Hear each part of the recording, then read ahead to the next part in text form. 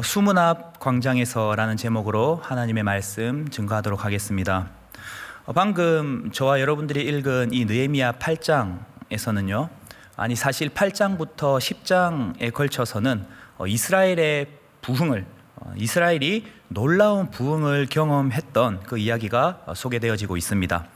그래서 흔히 이 본문을 수문 앞 광장 부흥회 혹은 수문 앞 광장의 부흥운동이라고 이야기를 합니다. 우리가 잘 알다시피 이스라엘 백성들이 바벨론의 포로로 끌려갔습니다. 그리고 그렇게 끌려갔던 이스라엘 백성들은 예레미야의 예언대로 70년 후에 예루살렘으로 고향으로 돌아오게 되죠.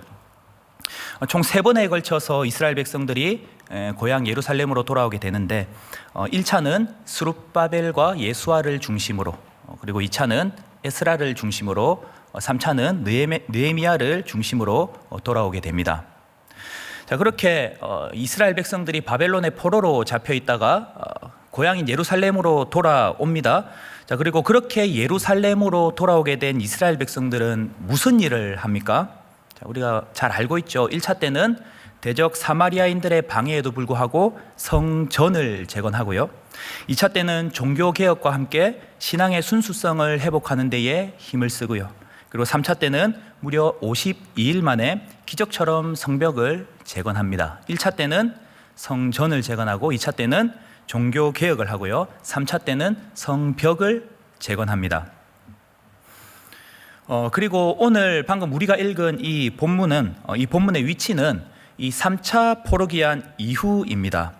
그러니까 이때는 이스라엘 백성들이 그토록 사모하던 고향인 예루살렘에 돌아왔고요. 그 다음에 돌아와서 성전도 재건했고 성벽도 재건했을 때였습니다.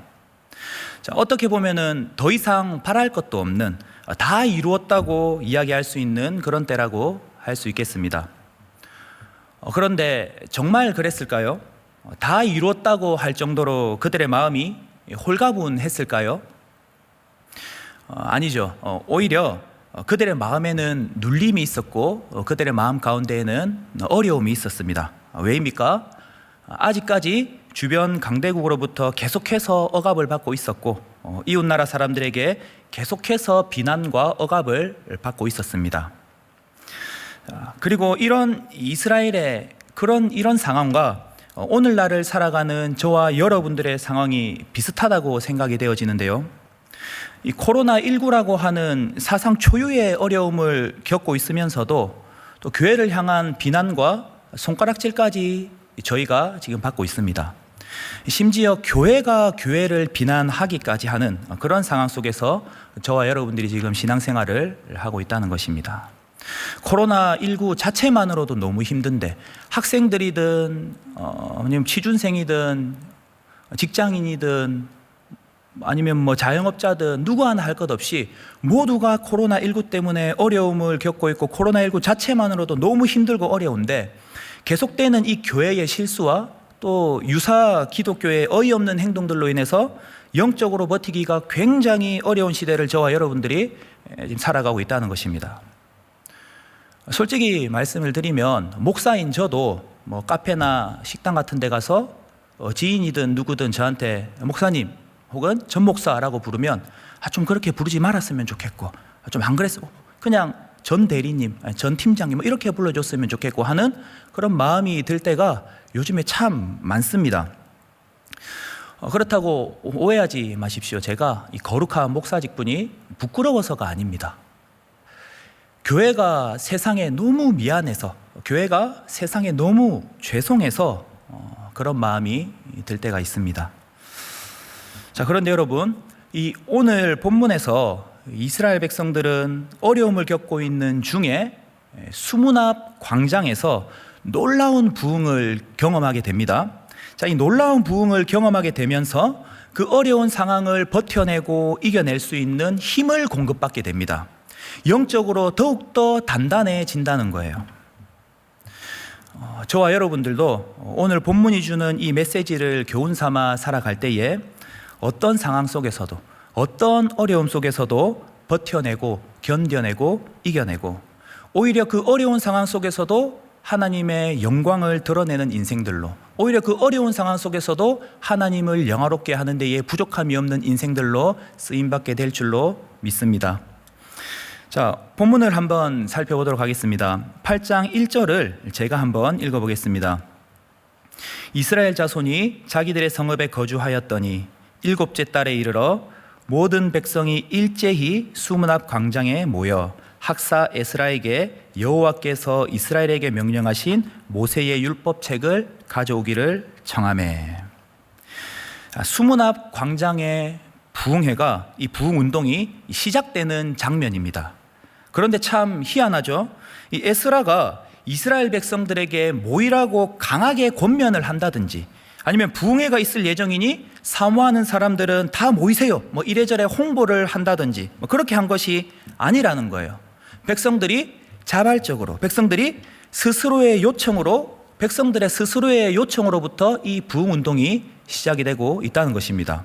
백성들이 일제히 수문 앞 광장에 모였다. 학사 에스라에게 모세의 율법책을 가져오기를 청했다. 그런데 여기서 또 볼 대목이 있는데요. 백성들이 모인 시점입니다. 백성들이 언제 모였냐는 거예요. 자, 먼저 바로 앞장인 7장 마지막 절을 함께 한번 읽어보도록 하겠습니다. 7장 73절 말씀을 여러분들 저와 함께 읽어보도록 하겠습니다. 시작. 이와 같이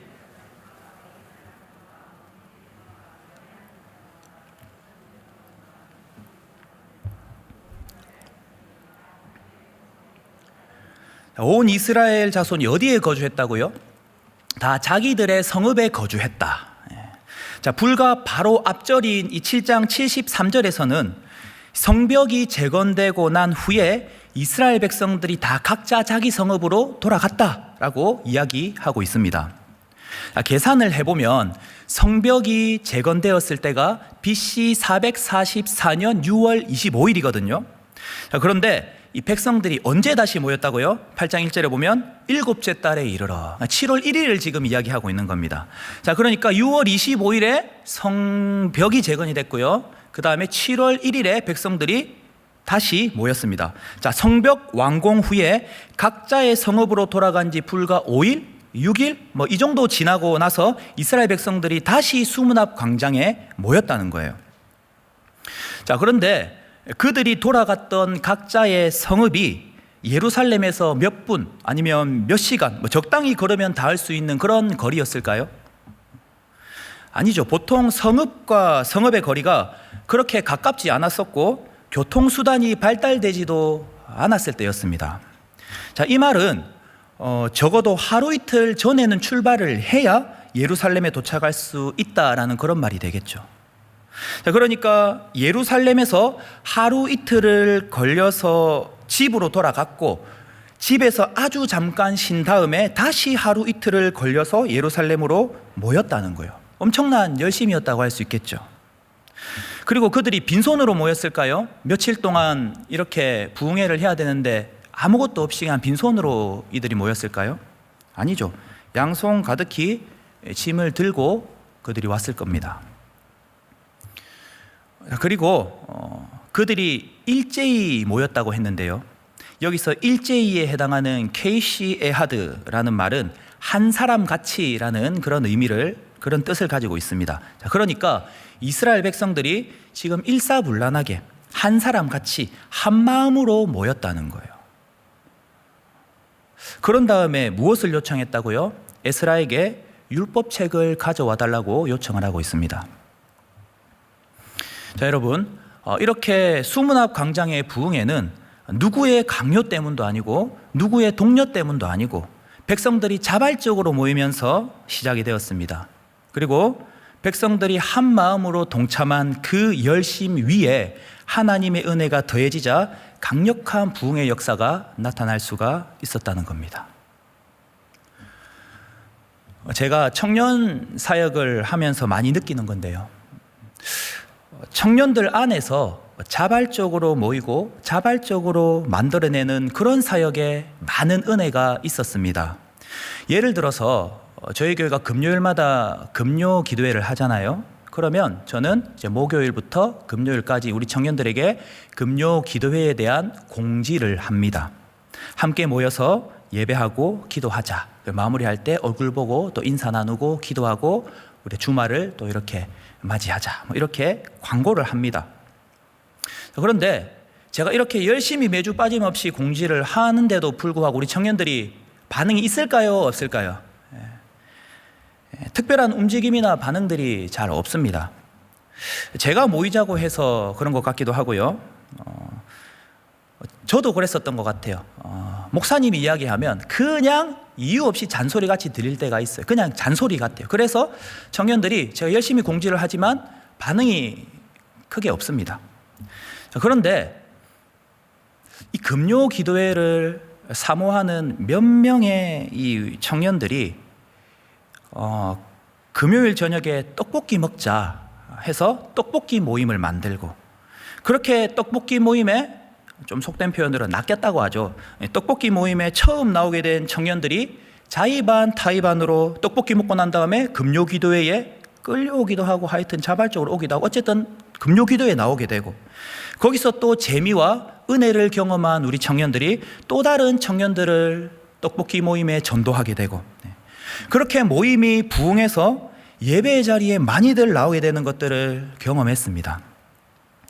제가 만들자고 권유를 한 것도 아니고 이 청년들이 자발적으로 만들어낸 이 모임에 하나님의 은혜가 더해져서 예배에 참여하는 사람들이 늘어났고요.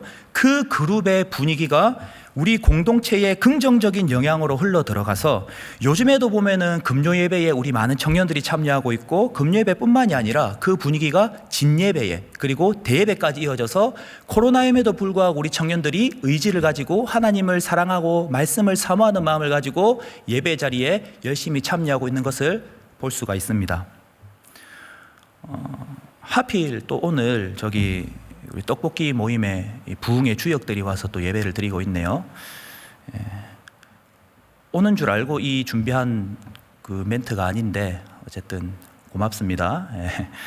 자, 목회자로서 그리고 교회의 또 리더십으로서 동기부여를 해야 되고 또 독려도 해야 되고 이끌어줘야 되는 것도 물론 맞지만, 그보다 먼저 사모하는 마음으로 자발적으로 참여할 때 은혜가 배가 된다는 것들을 사역하면서 순간순간 느끼게 되는 것 같습니다.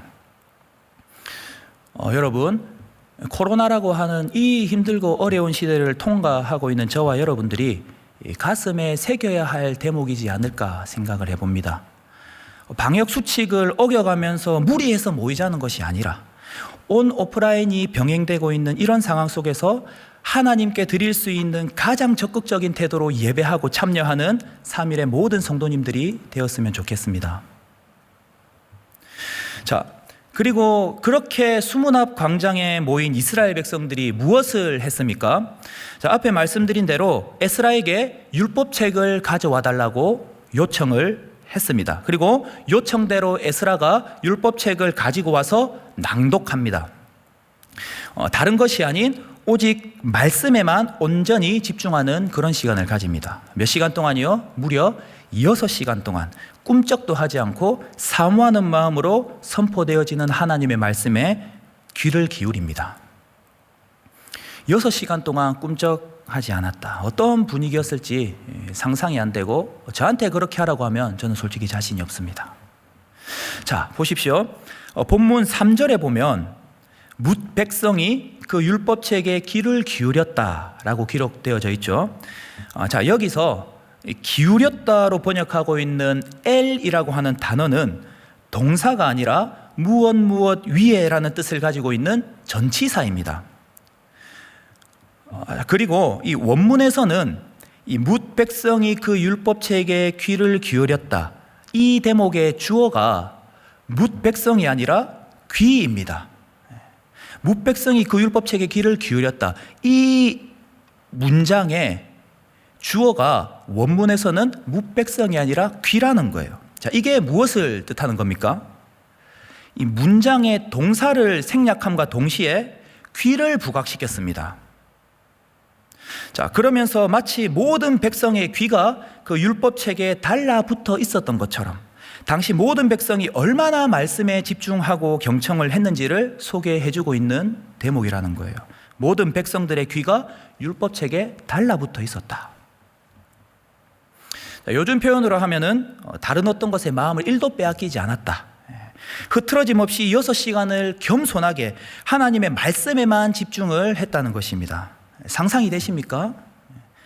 정말 존경스럽다고 밖에 표현할 방법이 없습니다. 자, 그리고 이렇게 말씀에 집중하고 말씀을 청종했을 때에 이스라엘 백성들은 영과 혼과 및 관절과 골수를 찔러 쪼개는 말씀의 능력으로 인해 더 큰 내적, 외적 부흥을 경험할 수 있었던 것입니다. 말씀의 능력으로. 오늘날 난리와 소문 가운데에 우리가 붙들어야 할 여러 가지 대안들이 제시되고 있지만 결국 날마다 하나님의 말씀 앞에 겸손히 서는 것, 하나님의 말씀을 청종하는 것이 우리가 회복하고 부흥하고 성장할 수 있는, 하나님 기뻐하시는 모습으로 살아갈 수 있는 유일한 대안임을 기억해야 하겠습니다. 많은 대안 중에 하나가 아니라 유일한 대안임을 우리가 기억해야 합니다. 자, 그리고 본문에서 에스라가 율법을 낭독합니다. 그 다음에 이 에스라가 낭독하는 율법이 이 백성들에게 어떤 방법으로 선포되어지고 전달이 됩니까? 이 수문학 광장이 굉장히 넓거든요. 이 넓은 곳에서 마이크도 없는 시대에, 음향 장비가 하나도 갖춰져 있지 않은 그런 시대에, 그냥 단 위에 에스라가 올라가서 말씀을 선포하는 것이 다인 그 시대에 어떻게 하나님의 말씀, 이 율법이 이스라엘 백성들에게 전달이 되어졌습니까? 자, 오늘 본문 7절, 8절 말씀을 함께 읽어보도록 하겠습니다. 읽겠습니다. 시작. 예수아와 바니와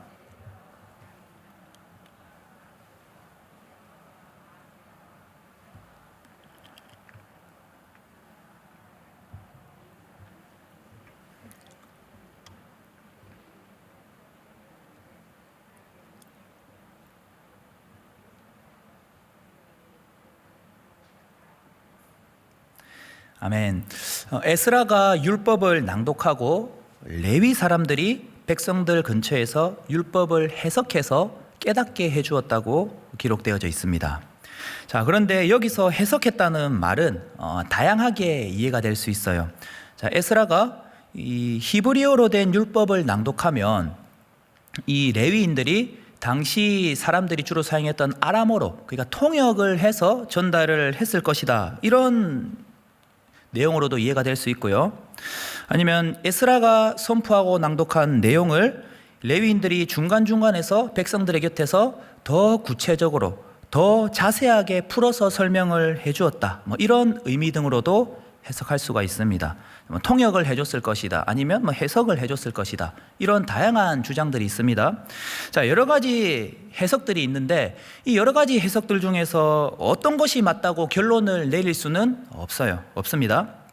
하지만 여기서 중요한 것은 이 해석이 맞다, 저 해석이 맞다, 이것이 아니라 어쨌든 하나님의 율법을 해석해주는 레위인들의 도움 때문에 이스라엘 백성들이 하나님의 뜻을 발견할 수가 있었다는 것입니다. 하나님을 더욱더 바르게 이해하는 데에 레위인들의 도움이 굉장히 중요한 역할을 했다는 겁니다. 그러니까 이스라엘 백성들에게 있어서 이 레위인들은 반드시 필요한 존재였습니다. 없어서는 안 되는 정말 귀한 존재들이었어요. 이런 맥락에서 오늘날 하나님의 말씀을 대언하는 자리에 서 있는 우리 목회자들, 동일하게 중요한 위치에 있다고 생각을 합니다. 제가 굳이 이 부분을 언급드리는 이유는 저를 비롯한 우리 교역자들 소중하게 여겨주세요, 귀한 존재임을 잊지 말아주세요, 이런 말씀을 드리기 위해서가 아닙니다. 말씀을 맡은 우리 교역자들을 위해서, 3일의 강단을 위해서 더 많이 기도해달라는 말씀을, 그런 부탁을 드리고 싶어서 말씀을 드립니다. 자, 우리는 우리말로 번역된 성경을 가지고 있고 또 개인적으로 그것을 우리는 읽기도 합니다. 하지만 그렇다고 하나님의 뜻을 다 정확하게 이해할 수는 없습니다. 베드로후서 1장에도 보면은 성경이 뭐라고요? 사사로이 풀 것이 아니다라고 말씀하고 있거든요. 왜입니까? 성령의 감동하심을 받은 사람들이 하나님께 받아 기록한 것이기 때문입니다. 자, 성경이 인간의 언어로 기록이 되어져 있지만 그것은 인간의 지혜나 인간의 지식을 초월하는 하나님의 지혜로 기록된 책이기 때문에 성경을 읽는다고 해도 그 의미를 다 정확하게 이해하기는 쉽지가 않다는 거예요. 사도행전에도 보면은 이 에티오피아의 여왕 간다게의 국고 맡은 내시가 등장을 하죠. 이 내시가 무엇을 하고 있었습니까? 말씀을 읽고 있었습니다. 이사야의 말씀을 읽고 있었습니다. 그런데 그가 읽기만 했지 그 의미를 깨달았습니까? 깨닫지 못하고 있었습니다. 그러다가 누구를 만나죠? 빌립을 만납니다. 빌립이 그리고 그 말씀을 그 내시에게 그 말씀의 의미를 해석해 줄 때에, 설명해 줄 때에 비로소 그 내시가 이것이 예수 그리스도에 관한 이야기구나 라는 사실을 깨닫게 되고 세례를 받았습니다. 이렇게 성경 속에는 스스로 이해하기 어려운 부분들이 많아요. 그렇기 때문에 성경을 전문적으로 연구하는 목회자들의 도움이 반드시 필요한 것이고, 우리 목회자들 또한 거룩한 부담을 가지고 치열하게 성경을 연구하고 매 순간 겸손히 성령의 인도하심을 구하면서 말씀 사역 가운데 힘을 써야 되겠습니다. 우리 목회자들을 위해서 기도해 주십시오. 많은 목회자들이 있지만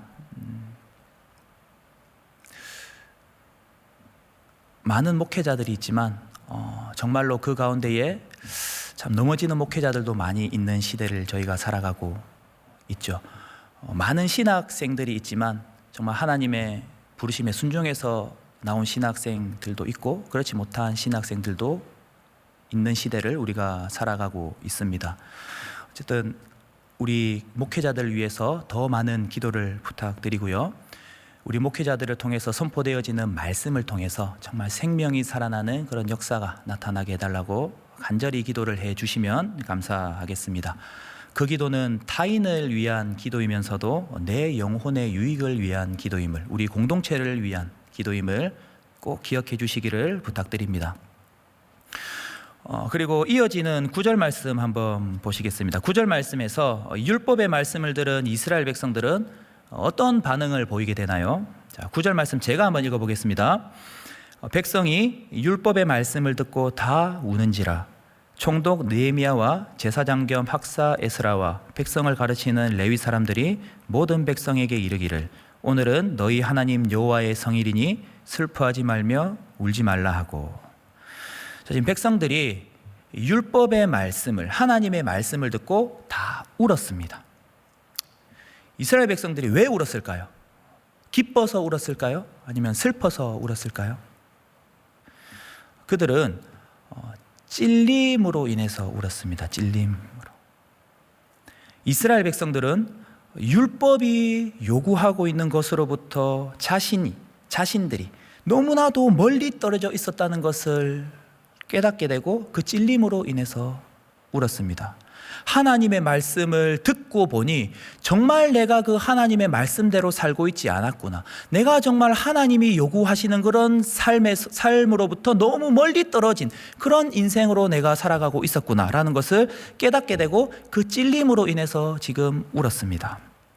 그러니까 한마디로 은혜를 받아서 울었다고 할 수 있겠죠. 자, 여러분, 보통 말씀을 듣다가 동의되는 말이나 귀감이 되는 말을 들었을 때에 보통 은혜를 받았다라고 이야기를 하는 경우들이 있습니다. 그런데 아니죠.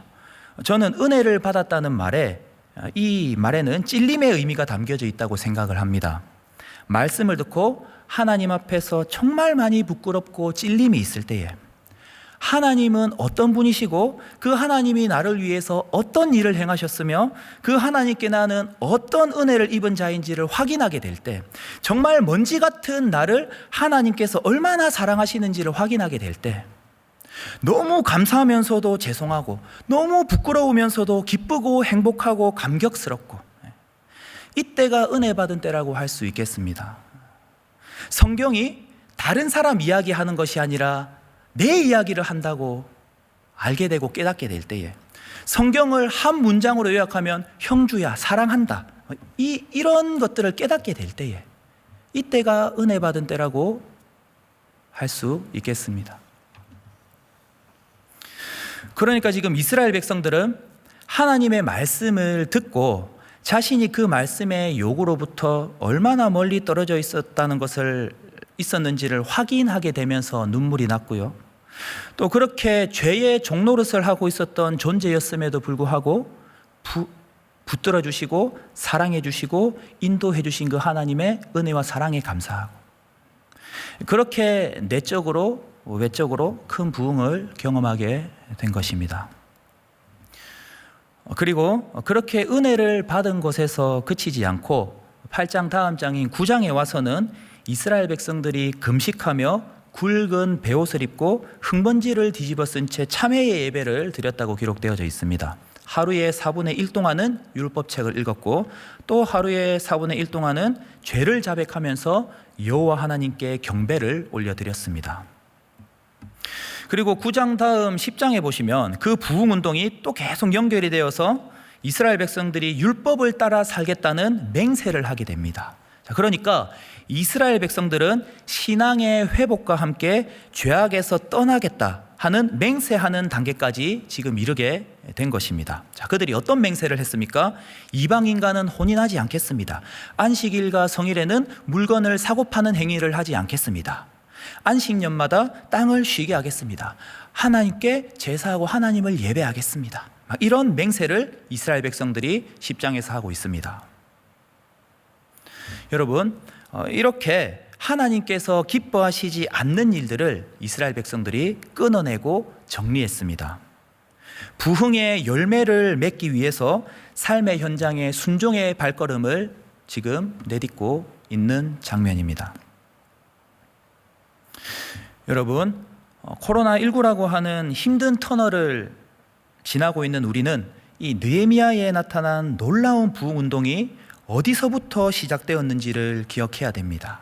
또한 무엇에 집중한 부흥운동이었는지를 기억해야 합니다. 그리고 그렇게 했을 때에 어떤 결과가 나타났는지를 기억하고 가슴에 새겨야 됩니다.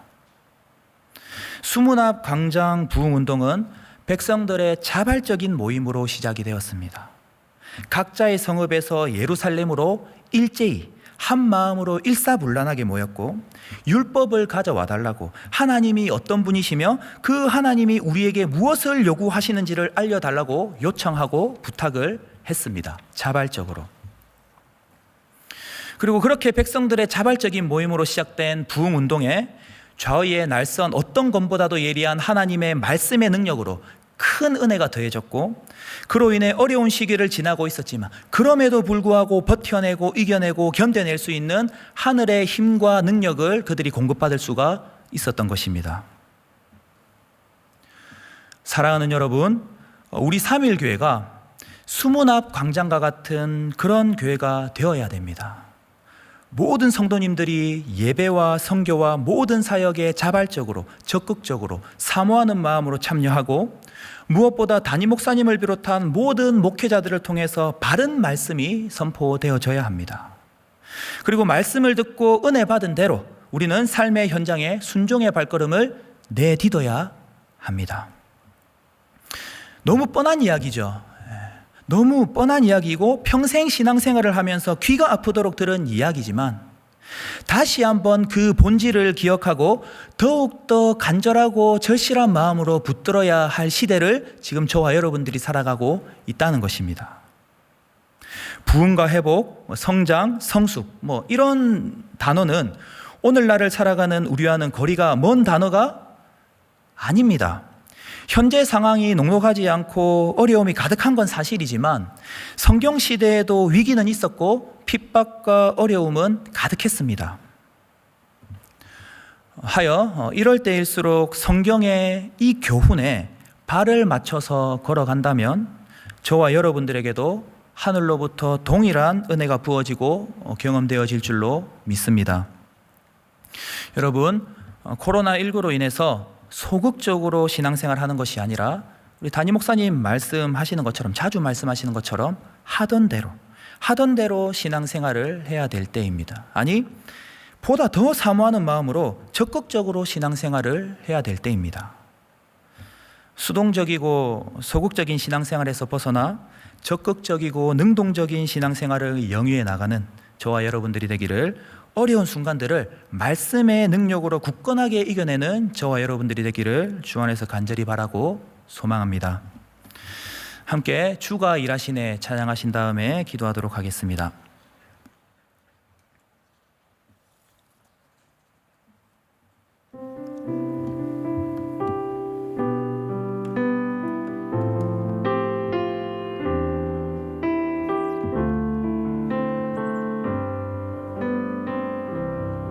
날이 저물어 갈 때, 날이 저물어 갈 때, 빈들에서 걸을 때, 그때가 하나님의 때. 내 힘으로 안 될 때, 내 힘으로 안 될 때, 빈손으로 걸을 때, 내가 고백해. 우리 한 번 더 믿음으로 고백합니다. 날이 저물어 갈 때, 날이 저물어 갈 때, 빈들에서 걸을 때, 그때가 하나님의 때. 내 힘으로 안 될 때, 내 힘으로 안 될 때, 빈손으로 걸을 때, 내가 고백해 여호와 이래. 주가 일하시네, 주가 일하시네, 주가 일하시네. 주께 아끼지 않는 자에게 주가 일하시네, 주가 일하시네. 신뢰하며 얻는 자에게. 2절로 나아갑니다. 우리 모인 이곳에, 우리 모인 이곳에 주님 함께 계시네. 누리네 아버지 은혜. 적은 떡과 물고기, 적은 떡과 물고기, 내 모든 걸 드릴 때 모두 고백해 여호와 이래. 아멘. 주가 일하시네, 주가 일하시네, 주가 일하시네. 주께 아끼지 않는 자에게 주가 일하시네, 주가 일하시네. 신뢰하며 얻는 자에게 주가 일하시네, 주가 일하시네, 주가 일하시네, 주가 일하시네. 주께 아끼지 않는 자에게 주가 일하시네, 주가 일하시네. 신뢰하며 얻는 자에게 나갑니다. 주가 일하시네, 주가 일하시네, 주가 일하시네. 주께 아끼지 않는 자에게 주가 일하시네, 주가 일하시네. 신뢰하며 얻는 자에게. 네, 우리 주신 말씀 기억하시면서 간절한 마음으로 기도하시고요, 또 함께 올려드렸던 찬양의 가사 기억하시면서 또 하나님 앞에 간절한 마음으로 기도하며 나아가는 시간 되었으면 좋겠습니다. 또 그리고 개인적으로 들고 오신 기도 제목들 있으면 또 하나님 앞에 부르짖다가 자유롭게 들어가는 시간 가지도록 하겠습니다. 다 함께 합심하며 기도하며 나가도록 하겠습니다. 사랑하는 하나님 아버지, 은혜와 사랑의 진심으로 감사드립니다. 오늘도 주님의 존재한 가운데 우리를 불러주시고 인도하여 주시니 하나님 진심으로 감사를 드립니다. 오늘 이곳에 선포되어진 하나님의 말씀을 우리 모두 기억하게 하여 주시옵시고 가슴에 새길 수 있는